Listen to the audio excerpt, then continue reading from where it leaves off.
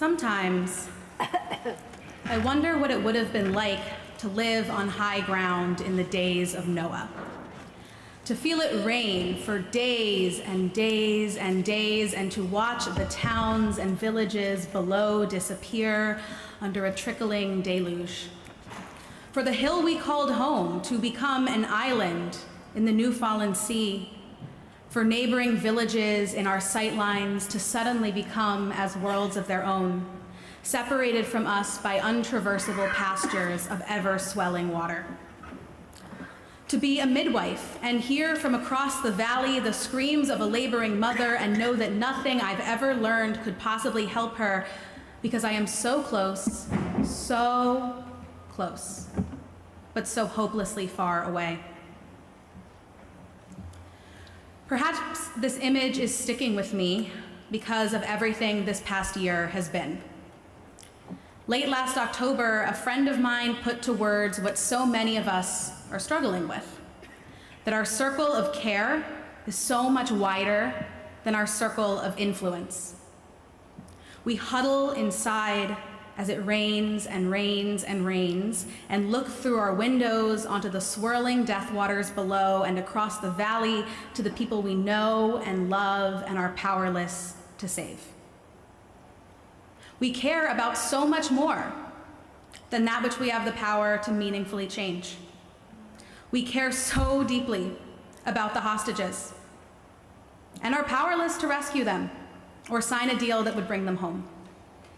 We care about survivors of the attacks of October 7th and soldiers and veterans from the ensuing war, but are largely unable to bring them any comfort or further safety. We care about Israeli friends and relatives and strangers whose lives and safety precariously hang in the geopolitical balance, but might feel like we lack the experience to fully understand them. We care about the entire communities that have been evacuated from the Gaza envelope and the north of Israel, but are powerless to bring them back home.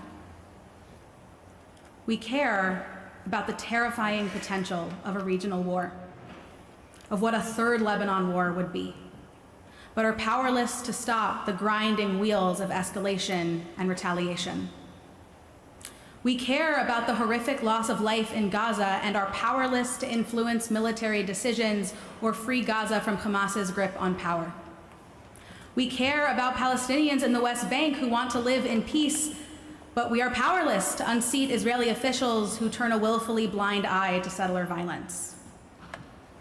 We care about our now lost neighbors in the rain-soaked valley. And we care about the members of our community in the surrounding hills, the ones we can see, but not reach.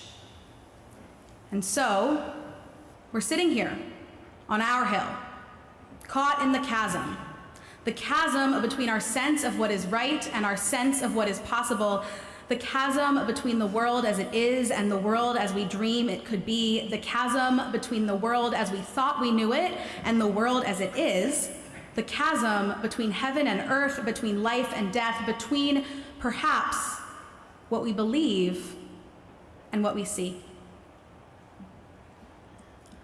Our Rosh Hashanah liturgy exists precisely in this chasm. One of the central liturgical themes of this day is God's majesty and enthronement. We emphasize God's kingship or sovereignty over and over again. At the end of the Kedusha, instead of our normal Ha'el HaKadosh, the holy God, we say HaMelech HaKadosh, the holy sovereign or holy king. In Avinu Malkeinu, we refer to God over and over again as Malkeinu, our sovereign, our king.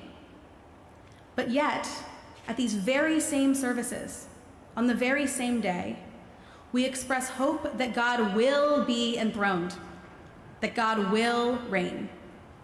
In the very middle of the Amidah, we use verbs in the command form to instruct, it seems, to instruct God to rule.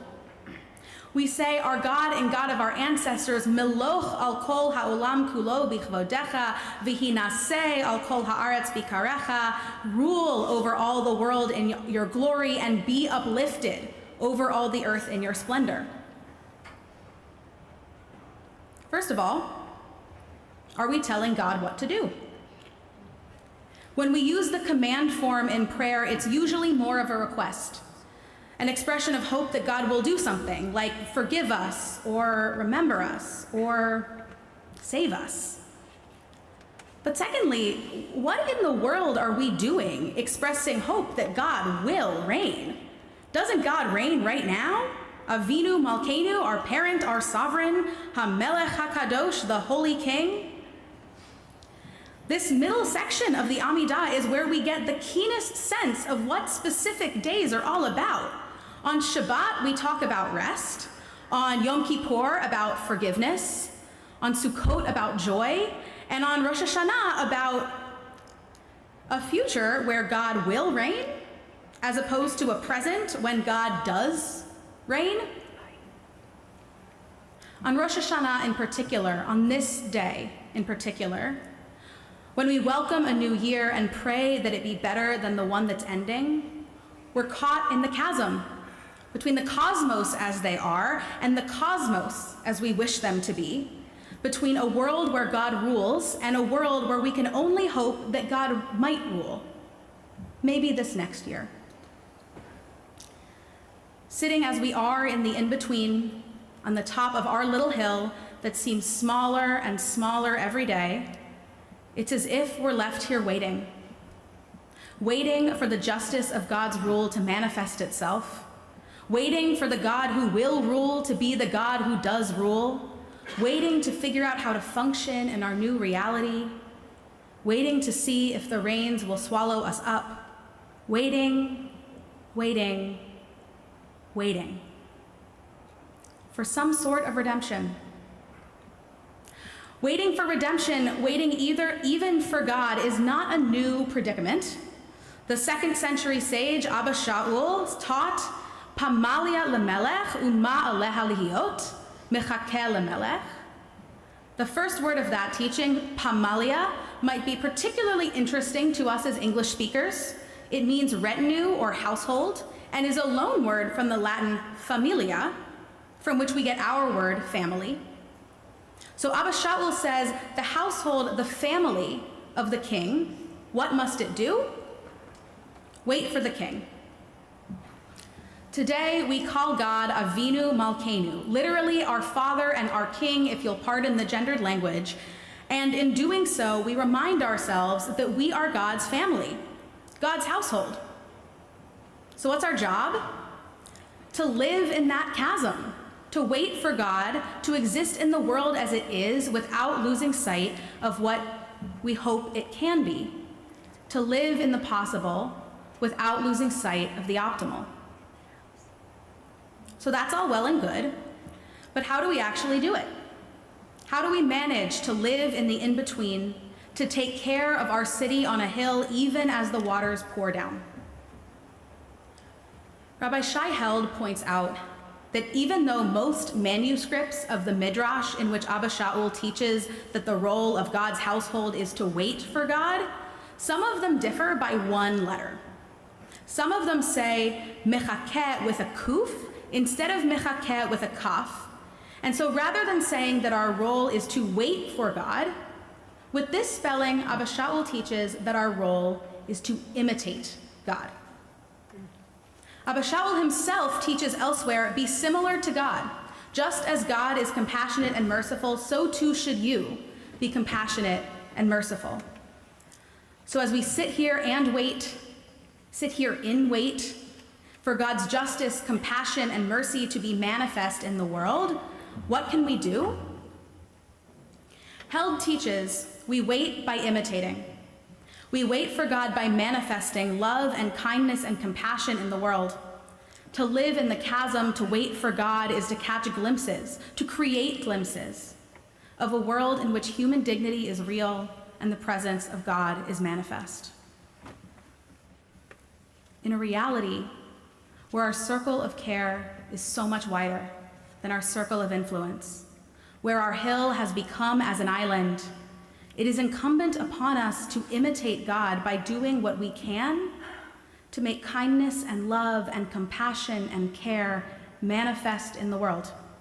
to transform the emotion of love into acts of love, the emotion of compassion into acts of compassion, the emotion of care into acts of care. I keep coming back to the metaphor of high ground in the time of Noah.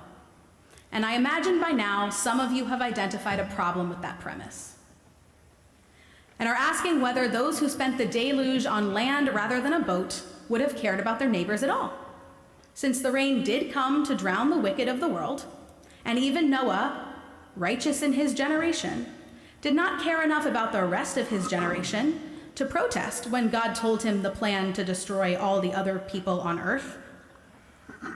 But maybe we would have cared. Maybe our hearts would have wept for the people in the valleys. Maybe we would have yearned to reach out one hill over. Maybe we would have fret silently, unsure of what to do or say in such unprecedented times. Maybe what separated Noah from the rest of his generation was his capacity to act with care for his family rather than sit in unmoving worry for those around him. Our Torah teaches that Noah walked with God, and the psalmist begs for something similar, to dwell in God's house. Psalm 27 is the psalm for the month of Elul and the season of repentance, and in it we pray achat, one, achat sha'alti me'et Adonai. One thing do I ask of God, only that do I seek. Shivti b'veit Adonai kol yamei chayai, that I dwell in God's house all the days of my life. What does it mean to dwell in God's house? Perhaps this too means to be like God, to emulate God, to make ourselves as members of God's household, waiting for God and acting like God. As Abba Shaul says, just as God is compassionate and merciful, so too should you be compassionate and merciful. And perhaps it runs even deeper than that. Our tradition teaches that we were created in God's image, so if we are waiting to be metaphorically welcomed into God's house, then it is our work to metaphorically welcome others into our house. And what do we do when we welcome others into our house? We offer them water. We might change the sheets on the guest bed. Maybe we'll stock up on foods we know they like or prepare a meal that meets their dietary needs. We do acts of care. We transform the emotion of kindness into acts of kindness. Up on our hill, in the rain, it's easy to look across the valleys at the people we imagine or know need our help. It's harder to be like Noah, to walk with God and to do something, to transform the emotion of care into acts of care for the people who dwell with us on our mountain. It's harder because there is a comfort in waiting for the broken world around us to be fixed. But as members of God's household, it is incumbent upon us to dwell in God's house and do acts of care and compassion and love for those who are within our reach, even if our reach is smaller than we might like it to be. The psalmist asks only one thing of God, and sometimes there is only one thing that we can do to walk with God and be compassionate and merciful. It might be visiting someone who is sick or bringing over a meal for someone recovering from an injury or surgery, giving someone a ride to a terrifying doctor's appointment. But one thing is so much more than no thing. The psalmist exhorts us in the same psalm, Kaveh el Adonai chazak v'ya'ametz libecha v'kaveh el Adonai.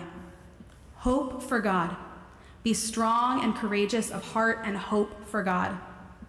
So up here on our hill, as we feel the rain pour down, let us not despair.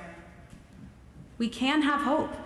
Hope in God, in a better future, in the promise of redemption, by waiting for God, by being like God, by walking with God, by dwelling with God, by dwelling with one another, through acts of kindness, care, and compassion, even when we feel powerless to bring about the whole world's redemption. This year, may we hope, be strong and courageous of heart, and translate that hope into action. Ken Yiratzon, may this be God's will.